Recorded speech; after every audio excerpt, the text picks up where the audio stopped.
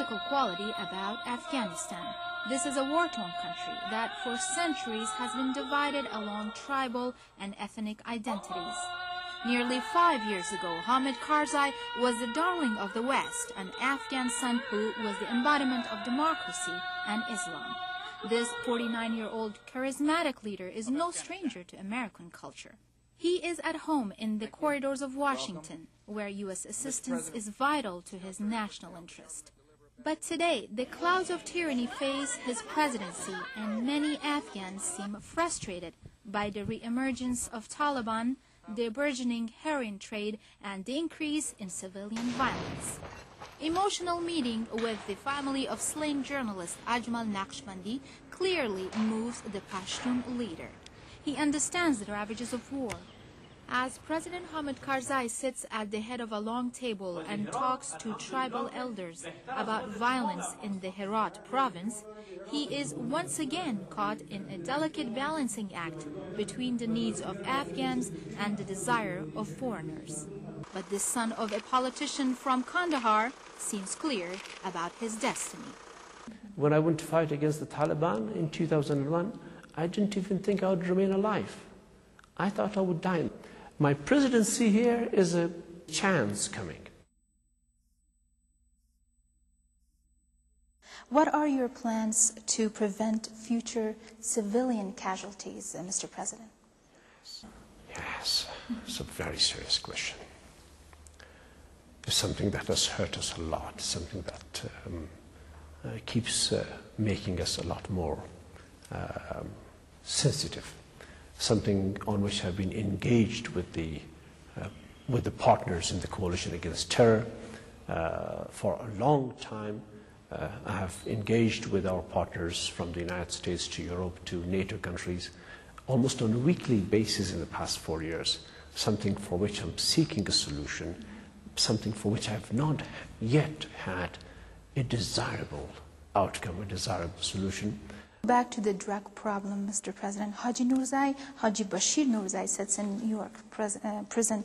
This is considered as a victory for the U.S. What does it mean for Afghanistan?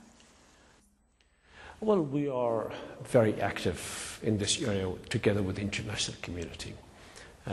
We cannot succeed unless we address the drug trade, the mafia, their linkages within Afghanistan, in the region, and beyond. And that was one step in that direction. We have to take a lot more initiatives, many more steps in this direction in order for us to have something shown to the world as our success. Very well. What are the major achievements of your government, Mr. President, in empowering Afghan women? The Afghan women were very eager to achieve their rightful rights and place in Afghan society, in Afghan politics. Their presence in the parliament, their presence in schools and in universities. We have been able to provide them with better health services in the rural areas of the country. I'm very happy, very, very happy that the mortality rate of our infants has gone down from 165 per thousand to 135 per thousand. That means 40,000 babies each year having a chance to live now. That's a great, great achievement, and for which I'm very grateful to the international community. Mr. President, you are considered the most pro-Western Muslim. How do you respond to that? I'm a Muslim, and I'm very proud to be a Muslim. I strongly believe that Islam is part of humanity. Islam is part of mankind, and so are other religions part of mankind. And Islam's glory is in existence with others. Islam's glory is in tolerance, in spreading peace, in spreading a message of love and affection and prosperity. Those who kill in the name of Islam, those who hurt in the name of Islam, are the enemies of Islam. No doubt about that. You survived an assassination attempt in 2002, Mr. President. Do you believe it was destiny to live? Well, it's in the hands of God, sure, no doubt about that. God wanted me to live, and I'm still alive. When He decides that I won't be there, I won't be there. What made you get into politics, Mr. President, and what would you want for your young son, Mirwais-Jan? I don't like politics. I'm against politics. I was in a struggle against the Soviets to free Afghanistan, and then to live in my country. And then I was in a struggle against terrorism with the Taliban and the neighbors who were ruining Afghanistan. And I wanted to free my country. And I wanted to have a country with roads, with health services, with education like any other country. As a human being, as human beings, Afghans have that right. And as a human being, I have that right to live in a country where people were prosperous. And that's what I'm trying to deliver. What is the best part of being a father? Said a lot of good parts. The best part is being a father. That's the best part. It's really great. It's a joy. Professor Mujahid one day told me a long time back, before I had a child.